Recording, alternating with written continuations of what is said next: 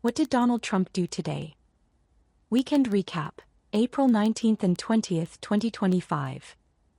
Donald Trump's early morning so-called Easter message posted on Truth Social, wrapped in characteristic vitriol, offers a disturbing glimpse into the political and rhetorical strategy underpinning his current immigration crackdown, particularly in light of the Supreme Court's decision to temporarily block the deportation of alleged Venezuelan gang members under the Alien Enemies Act.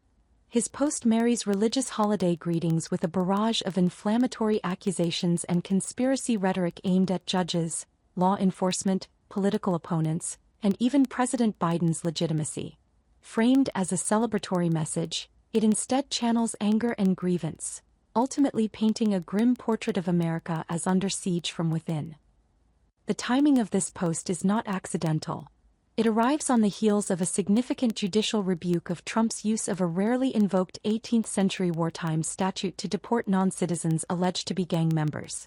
By portraying the judiciary as weak and ineffective, and accusing them of enabling an attack so violent that it will never be forgotten, Trump not only undermines public trust in the rule of law but also attempts to preemptively discredit the Supreme Court's decision. His message distorts the nature of the ruling. The court did not absolve or defend gang members. It merely asserted the importance of due process, particularly when the government is invoking such sweeping and historically extraordinary powers.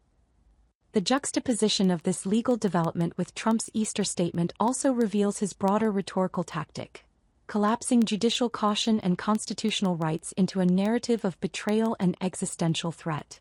The Supreme Court's intervention, grounded in the principle that individuals must be allowed to challenge their detention before removal, is presented in Trump's narrative as proof of a leftist conspiracy to flood the country with criminals. This is not only dishonest but dangerously incendiary.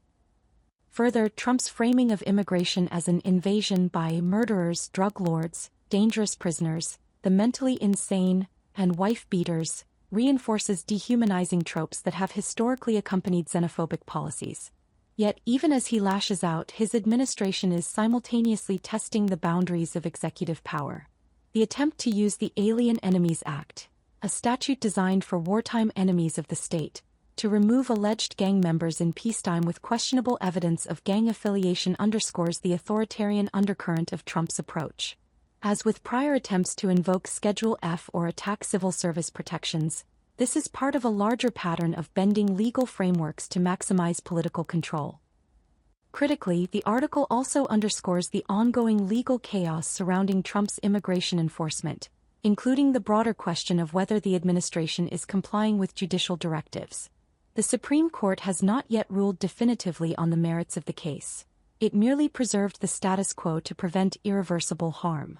Yet Trump has weaponized the mere existence of these legal proceedings to validate his narrative of institutional failure and sabotage. When paired with the Supreme Court's injunction, Trump's so-called Easter message reflects a broader strategy of escalating rhetorical aggression precisely when judicial oversight challenges his most controversial policies. Rather than engage with the constitutional questions raised by his administration's actions, Trump instead reverts to demagoguery, seeking to inflame his base while delegitimizing the very institutions tasked with safeguarding legal norms. This posture is not just divisive. It signals an increasingly antagonistic relationship between executive power and the rule of law, one that the courts, Congress, and the public will need to confront with urgency. Sources: Truth Social, NBC News. Donald Trump delivered another inflammatory Truth Social post in a prime example of how divisive rhetoric can be weaponized to advance political narratives at the expense of truth, nuance, and reasoned debate. His language, calling his political opponents radical lunatic Democrats, and the media fake news, is not only inflammatory but deeply damaging to the fabric of democratic discourse. This approach is not about seeking solutions to the issues at hand but rather about stoking fear, anger, and distrust among his supporters while dismissing any counter-narratives as illegitimate. The central claim of the post, targeting Kilmar Armando Abrego Garcia, rests heavily on the assertion that Garcia is a member of MS-13. This accusation is serious and should be handled with factual precision. However, the post offers no verifiable details or context about the court rulings or legal processes that supposedly corroborate this. Instead, Trump resorts to alarmist language and vague references to Garcia's deportation order. Without providing solid evidence, Trump essentially creates a spectacle around an individual, reducing him to a caricature of a criminal and, by extension, using him to demonize anyone who might show empathy or support for immigration reform. Moreover, the post's attack on liberals and the media as defenders of criminals exposes a deeper, more troubling rhetorical strategy: the effort to delegitimize entire groups of people with whom he disagrees. This is not about addressing the nuances of border security or the legal processes behind deportation. It is about painting political adversaries as enemies of the nation. This kind of rhetoric is profoundly irresponsible because it creates a dangerous othering effect, encouraging his followers to view those who oppose his policies not as political opponents but as threats to the country's safety and values. Trump's call to hold responsible those who lie about criminals and the media's alleged complicity in this dangerous behavior is an alarmingly authoritarian position. What does accountability mean in this context? Is it about silencing dissent or criminalizing free speech? The lack of clarity here is chilling because it leaves the door open for broad, vague reprisals against journalists, activists, and politicians who challenge his narrative. This kind of vague condemnation of lying has historically been used by authoritarian regimes to quash opposition and control public discourse. Lastly, the invocation of "Make America Great Again" is an ironic, if not hypocritical, twist in a post that clearly undermines the values of democracy. Instead of fostering a sense of national unity or promoting constructive debate on the complex issues of immigration and criminal justice, this slogan is weaponized as part of a broader strategy to divide, isolate, and conquer. The greatness Trump promises is a vision that comes at the expense of honesty, accountability, and the very principles upon which the country was founded. This post is not only a textbook example of inflammatory political rhetoric but also actively undermines democratic norms by creating a hostile, us versus them mentality, spreading unchecked accusations, and fostering a dangerous culture of blame and division. Source: Truth Social. Tom Homan, border czar under the Trump administration, was interviewed by Jonathan Karl on ABC's This Week news show, where he attempted to present a robust defense of the administration's use of the Alien Enemies Act to deport individuals deemed national security threats. However, Homan's language, filled with emotionally charged terms such as "public safety threat" and "terrorists" and MS-13 gang member and overshadowed more nuanced discussions about the constitutional rights of individuals, due process, and the fairness of expedited deportation procedures.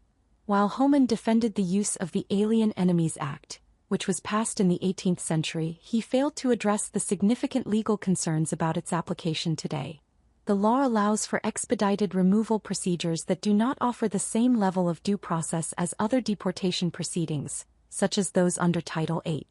Homan's assertion that the process is less than other removal procedures does not adequately engage with the broader legal issue that due process rights, particularly those guaranteed by the Fifth Amendment, should apply to all individuals within U.S. jurisdiction, regardless of their immigration status. Furthermore, Homan's stance on the use of tattoos as one of the factors to identify gang affiliation, specifically with MS-13, raises concerns about racial profiling and the potential for misidentification. While tattoos may be one indicator, they are far from definitive proof of gang membership or criminal activity. Additionally, Homan dismisses concerns about the deportation of individuals to prisons in El Salvador without guarantees of due process. This response overlooks the ethical and legal issues surrounding the indefinite detention of individuals in a country where they may lack the means to challenge their imprisonment. The absence of a clear process for challenging deportations raises serious human rights concerns. The White House's response to the Supreme Court's ruling, which temporarily halted the use of the Alien Enemies Act, calls the litigation challenging these policies meritless and labels the critics as radical activists. This rhetoric serves to further polarize the debate and dismiss the legitimate concerns raised by human rights advocates and legal experts. By framing these concerns in such terms, the administration ignores the complexities of the legal challenges and the judiciary's role in ensuring that executive actions remain within the bounds of the Constitution. Homan's defense of the administration's policies fails to sufficiently engage with the broader constitutional and ethical issues at play, particularly the balance between national security and the protection of individual rights. Source: ABC News. EPA Administrator Lee Zeldin spoke with Weijia Jiang on CBS News' Face the Nation, where he discussed a range of policy positions and arguments, though several aspects warrant closer scrutiny. Zeldin's framing of the EPA's recent deregulatory actions, particularly regarding power plants and wastewater regulations, hinges on the economic concerns raised by voters, including energy costs, job access, and inflation. While these concerns are valid in the context of an economically strained populace, Zeldin's claim that these actions will not harm the environment lacks sufficient evidence or elaboration.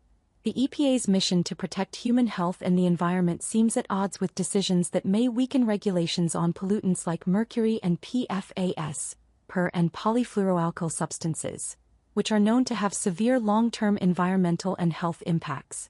His assurance that these changes will not adversely affect the public relies heavily on the assertion that the costs of regulation are prohibitive without addressing the potential public health costs that could stem from weaker standards.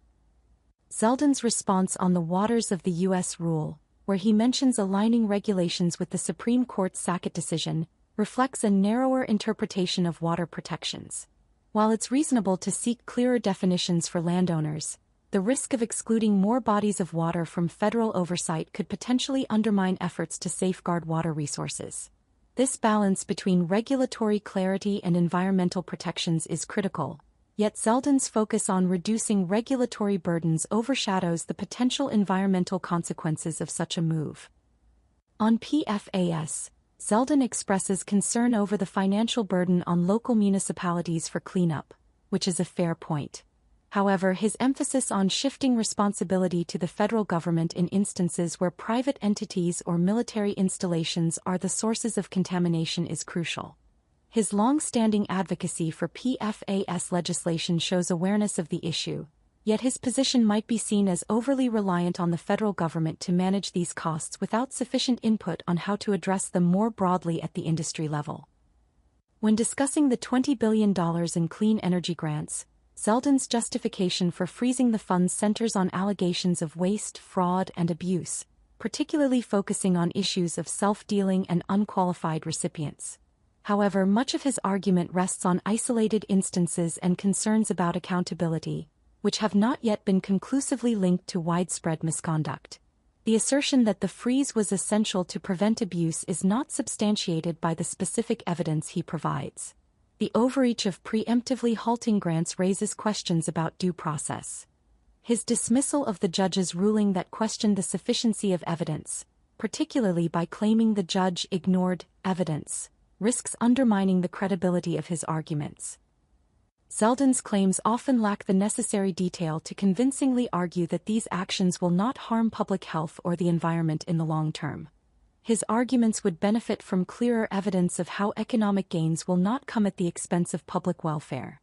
The interview reveals a tension between prioritizing economic growth and safeguarding public health, with Zeldin's rhetoric primarily emphasizing the former, but leaving the latter underexamined. Source: CBS News. Interior Secretary Doug Burgum appeared on Fox News Sunday, with host Shannon Bream, providing insight into the Trump administration's policies on critical minerals, energy, and government efficiency, particularly regarding the mining sector and the government's management of public lands. While Burgum emphasized the importance of energy dominance and cutting ties with China, his arguments oversimplify complex issues and overlook significant challenges.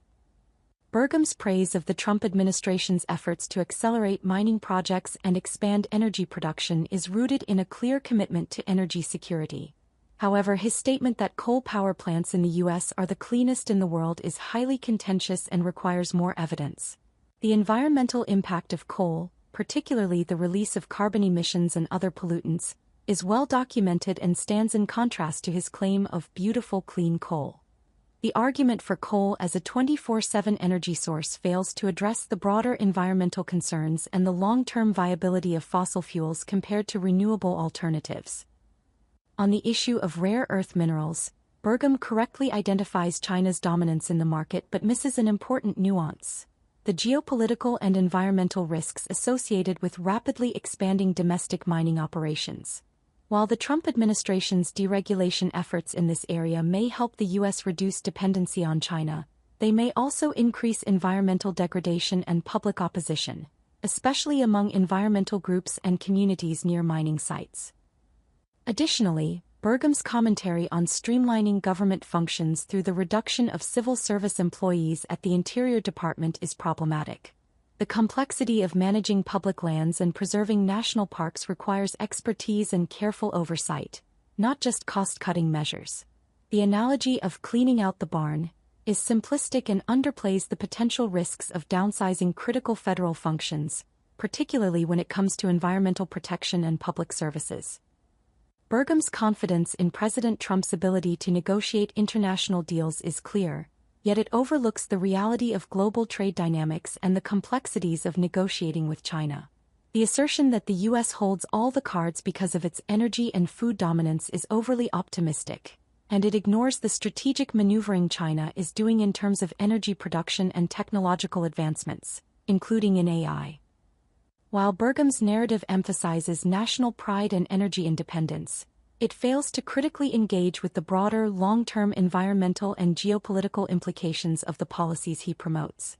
There is a missed opportunity to discuss sustainable mining practices, the role of renewable energy, and the impact of these policies on vulnerable populations and ecosystems. His framing of the debate is decidedly pro-business and neglects the deeper environmental and societal concerns these policies could provoke. Source: Fox News. A U.S. district judge in San Francisco, Judge William Alsup, ordered the Trump administration to provide written statements to probationary workers fired in mass layoffs, clarifying that their terminations were not performance-related but part of a broader government-wide effort to reduce the federal workforce. This follows a lawsuit brought by labor unions and nonprofits challenging the mass firings, which were initially directed by the Office of Personnel Management, OPM, a move that Alsup ruled was beyond OPM's authority. In March, Alsup had ordered 6 federal agencies to reinstate these workers, but the Supreme Court blocked the order without addressing the legality of the firings. Alsup criticized the administration's use of performance-related justifications for these terminations, particularly for young workers early in their careers, emphasizing that such false claims could damage their long-term professional opportunities. Alsup's ruling requires that fired workers receive these written statements by May 8. If any worker's termination was based on individualized performance evaluations, the respective agency must submit a sworn declaration by the same deadline. Additionally, a judge in Maryland ruled that the administration failed to adhere to required procedures for large-scale layoffs, including the need for a 60-day notice. However, an appeals court overturned a lower court's decision to reinstate the fired workers. Source: Associated Press. Pope Francis held a brief private meeting with U.S. Vice President J.D. Vance at the Vatican on Easter Sunday. Vance, a Catholic, has previously clashed with the pontiff over the Trump administration's immigration policies. The meeting was described as an exchange of Easter greetings, lasting only a few minutes. Afterward, the Pope greeted the public in St. Peter's Square from his Pope mobile. Vance's office confirmed the meeting but offered no further details. During his visit to Italy, Vance also had formal talks with senior Vatican officials on Saturday, though Pope Francis, recovering from double pneumonia, did not participate. The Pope has criticized several Trump administration policies, particularly its stance on immigration, calling the proposed deportations a, and quote, disgrace. And quote, Vance, who became Catholic in 2019, has used medieval Catholic teachings to justify the policies, a theological point that Pope Francis openly rebutted in a letter to U.S. bishops. Source: Reuters.